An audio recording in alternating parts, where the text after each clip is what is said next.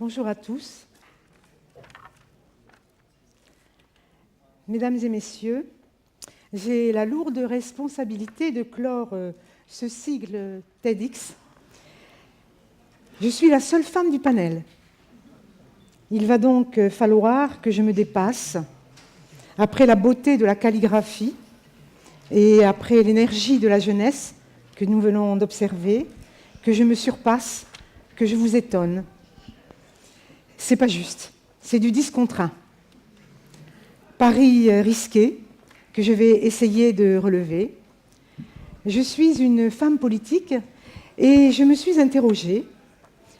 Pourquoi m'ont-ils demandé de participer à ce panel placé sous le thème de l'illumination? Les politiques seraient-ils capables d'illuminer le monde? J'ai vraiment des doutes quand on voit comment justement va le monde. Je me suis d'abord dit, courage, fuyons. Et puis j'ai réfléchi au thème, magnifique, voire magique, et c'est pour vous faire entendre une petite musique, une musique qui vient de loin, de très loin, que je suis là aujourd'hui. Alors, comment comprendre ce thème en des temps marqués par les crises financières, économiques, sociales, alimentaires, environnementales, qui touchent le monde entier, donc chacun de nous. Elles sont aussi de nature intellectuelle, spirituelle et morale. Vous voyez, ça va plutôt mal. Alors que faire? Eh bien, tentons de faire rentrer de la lumière dans l'obscurité actuelle. Première question, qu'est-ce que la crise? La crise est un concept éminemment moderne. Elle est le fruit d'un monde rationalisé dans lequel nous vivons aujourd'hui. Dans les temps très anciens de l'Antiquité, l'idée de fatalité, de destinée, innervait l'histoire des hommes.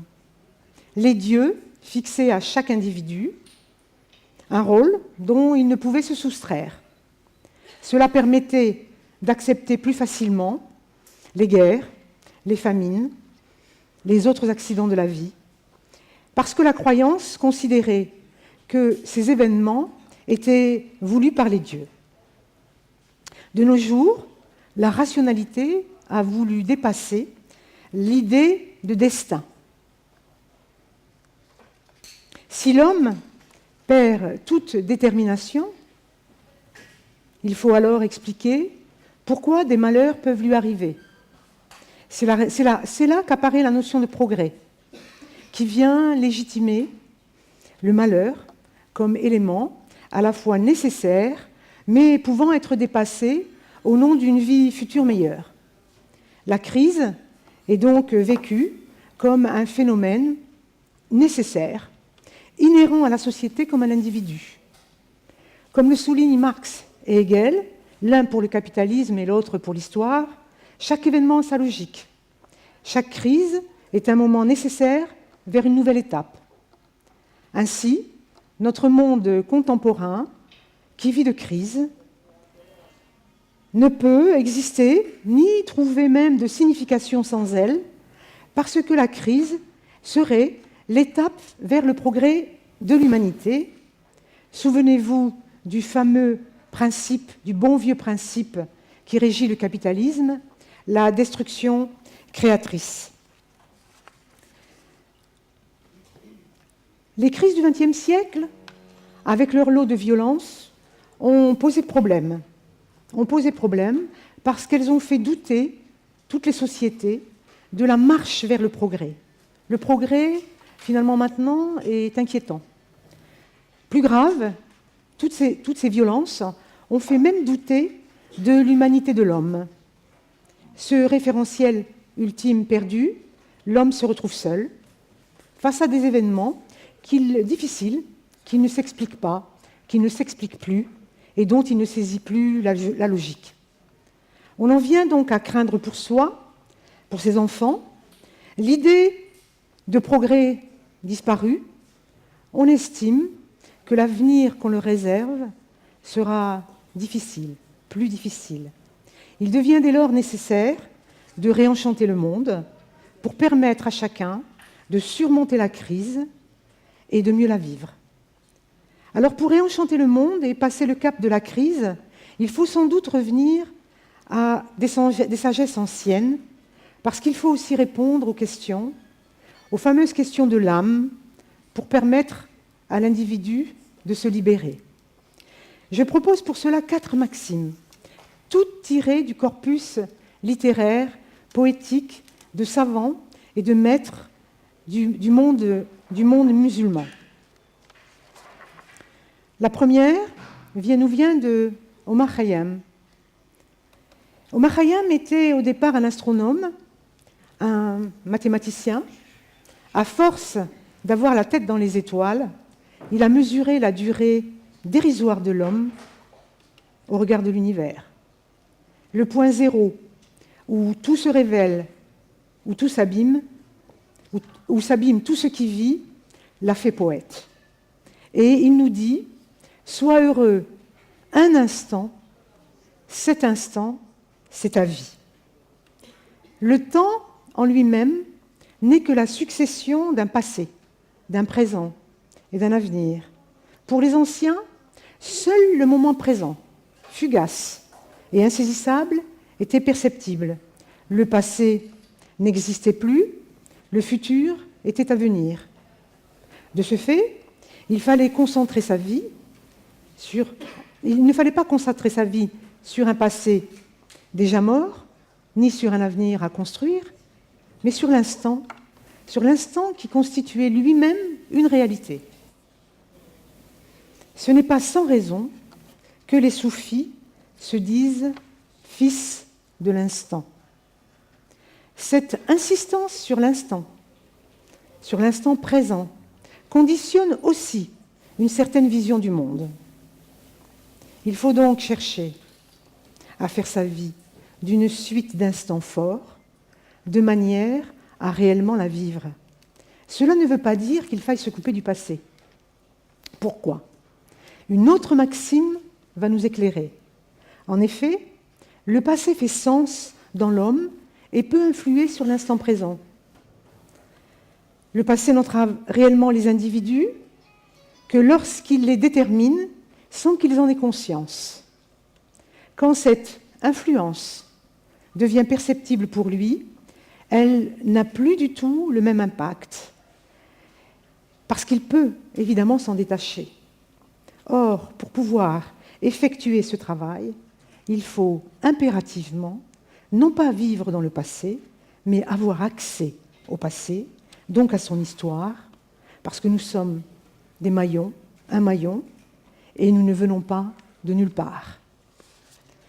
Et la deuxième maxime, la deuxième de Jalal-Din Rumi, sur la vérité a tout son sens. Jalal-Din Rumi, que le monde musulman désigne comme Maulana, notre maître, est l'un des grands penseurs, des plus grands penseurs mystiques de tous les temps. Il parlait déjà de la fission de l'atome au XIIIe siècle. C'est aussi l'un des plus grands poètes de la littérature universelle. Que nous dit-il ? Dieu, c'est un miroir que Dieu a fait tomber, il s'est brisé, certains en ramassent un morceau et croient détenir la vérité. Cette phrase sur le miroir tombé du ciel résume à elle seule la nécessité de ne pas être fermé aux autres et encore moins à la part de vérité qu'ils peuvent détenir. L'homme n'étant pas Dieu, l'accès aux vérités du monde sera nécessairement partiel, incomplet. Alors, que voyons-nous aujourd'hui ? Au nom d'une vérité globale, certains pensent détenir, je parle des obscurantistes, des intégristes, que l'on appelle d'ailleurs à tort les salafistes, détruisent des mausolées de saints, des bibliothèques, et cela au nom d'un islam qui serait, selon eux, celui des origines. Un exemple pour déconstruire cette soi-disant vérité. Est-ce que l'islam des origines a détruit les pyramides ? le Sphinx, les mausolées des pharaons, alors que ces trésors de l'humanité baignent depuis la nuit des temps dans une terre de l'islam, jamais. Mes cours d'histoire me rappellent que lors de la campagne d'Égypte, c'est même un certain Bonaparte qui a tonné sur le Sphinx, lui abîmant le visage. Rien à voir avec l'islam des origines, qui n'a jamais touché à ce qui symbolisait la croyance des autres ou l'histoire des autres. Mais ces obscurantistes croient détenir la vérité. En fait, ils n'ont pas saisi que pour qu'une société puisse comprendre ses us et coutumes et sa propre dynamique, il faut qu'elle conserve un lien avec son passé suffisamment clair et précis pour être capable de mettre une signification sous des actions particulières. Connaître le passé suppose alors d'en comprendre les vestiges matériels et immatériels. Il faut être des illuminés, pas comme nous aujourd'hui dans ce lieu, mais illuminés sans doute par d'obscures clartés pour détruire une partie du patrimoine de l'humanité. En foulant les mausolées de saints musulmans, les temples, les vestiges de temps anciens, comme les Bouddhas de Bamiyan, ils privent le monde d'une histoire et une société de son passé, risquant d'en faire une société sans repère. Leur violence est non seulement un crime moral, mais un contresens historique. Si la situation n'était pas aussi grave, on pourrait en rire, en sourire, en rire.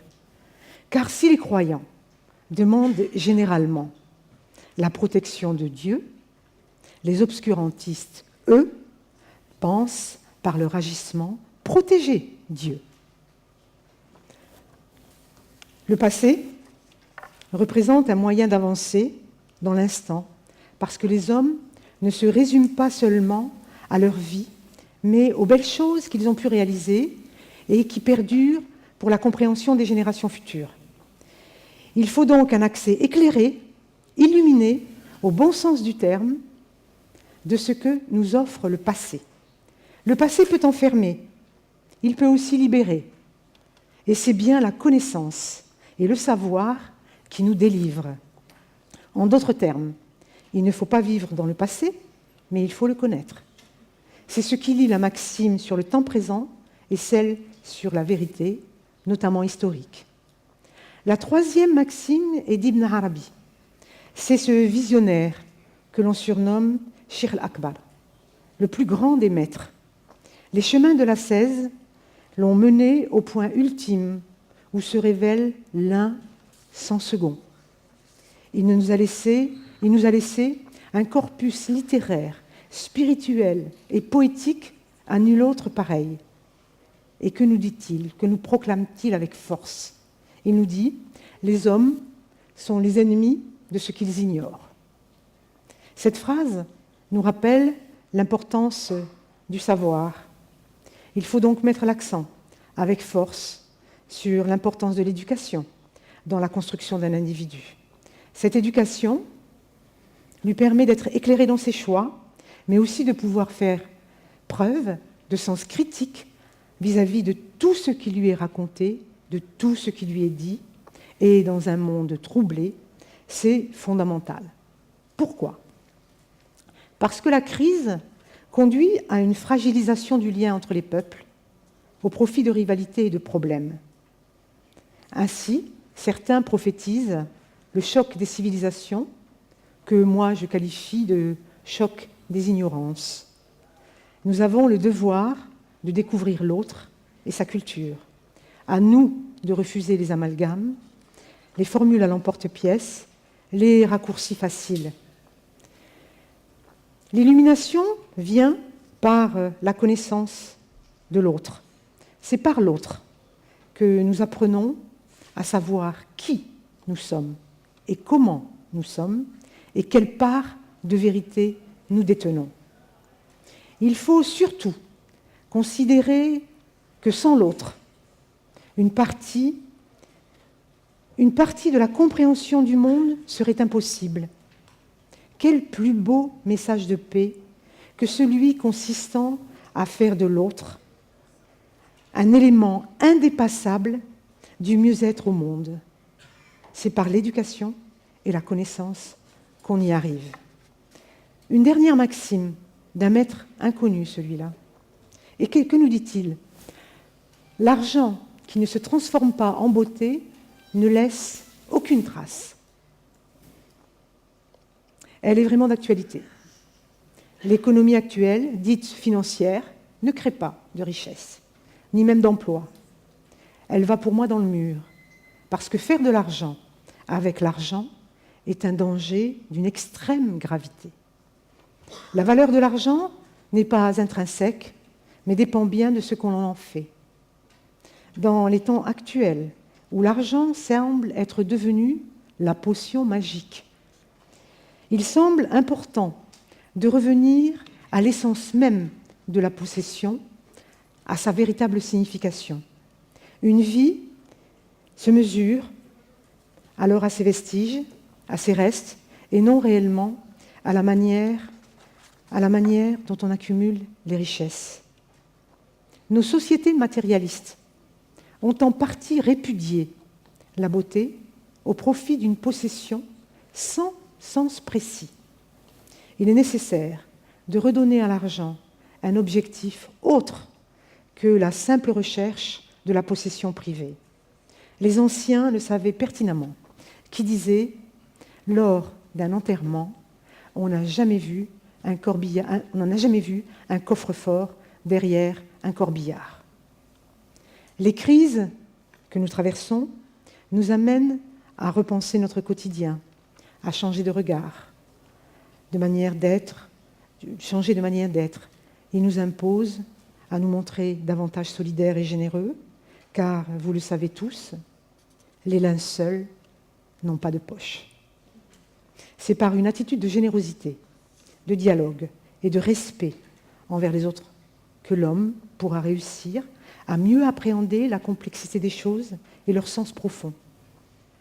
Il nous faut comprendre que la beauté s'incarne aussi bien dans le sourire d'un enfant que l'on aura secouru que dans l'art sous toutes ses formes, mais certainement pas dans un coffre-fort.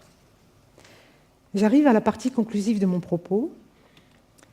Ces sagesses anciennes, parfois oubliées, parce que nous sommes oublieux, qui viennent de notre culture, de votre culture, de notre culture, c'est-à-dire la culture universelle, demeurent une éthique pour notre temps. Il m'a semblé utile de remettre en lumière ces sagesses anciennes, parce qu'à leur lueur, le monde est sans doute éclairé d'une manière plus fraternelle. J'ai tenté de vous faire voyager dans un jadis qui, bien compris, nous permet de mieux apprécier l'instant, ici et maintenant, en n'ignorant pas son passé, bien évidemment, en n'ignorant pas son histoire, et surtout en ne désertant pas l'avenir. Nous savons, de manière intuitive, que le chemin qui mène loin est déjà inscrit au fond de nous. En vivant mieux l'instant, nous préfigurons plus sereinement l'avenir. Nous saurons ainsi passer le cap des crises qui rongent notre monde. J'ai souhaité revisiter pour moi-même et pour vous ces lumières anciennes, dont l'éclat vacille parfois au gré des siècles et qui semblent toujours détenir cette intensité de la lumière pure et simple. Et cela nous permet, bien évidemment, et qui nous rappelle que la véritable illumination, c'est un regard sain dans le rétroviseur pour le passé, le don et l'amour de soi et des autres, bien évidemment, pour l'instant, parce que cela éclaire notre présent et cela construit pour demain la juste voie. Je vous remercie.